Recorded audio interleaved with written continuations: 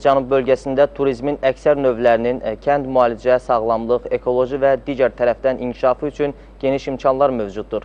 Bölgənin turizm sənayesində kənd turizmi mühüm yer tutur. Bu il isə kəndlərdə şəxsi evlərin turistlərə kirayə verənlərin gözləri yollarda qalıb. Nədənsə turistlər bu yay gecikir. Əməkdaşımızın Lənkəranın bir Dağətəyi kəndindən hazırladığı video materialı izləyək.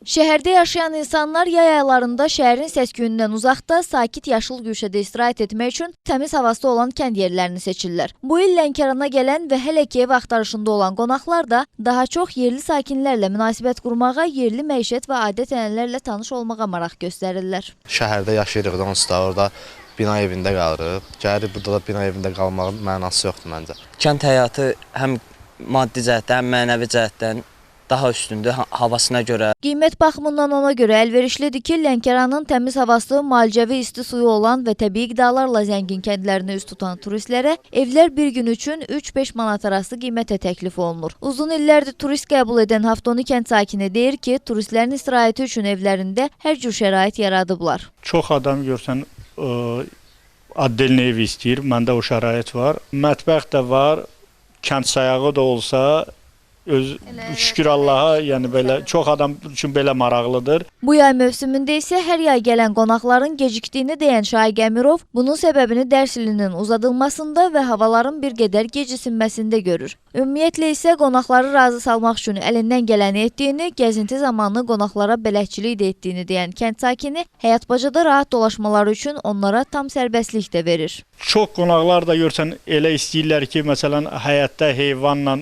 belə şeyləri görməyiblər. Həyətdə heyvan, mal-qara olduğu üçün sonra təbii bal arı saxlayıram, təbii bal əldə etmək üçün belə bir şey maraqlanırlar onlara baxmaq üçün.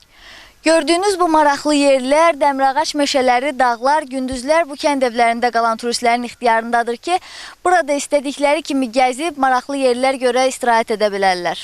Belə cənnət məkanı gördükdən sonra ağla ilk gələn fikir bu olur. Yay istirahətini keçirmək üçün bundan daha gözəl və münasib yer ola bilməz. Əfson Ələskərli, Əli Rəhimli, Lənkəran.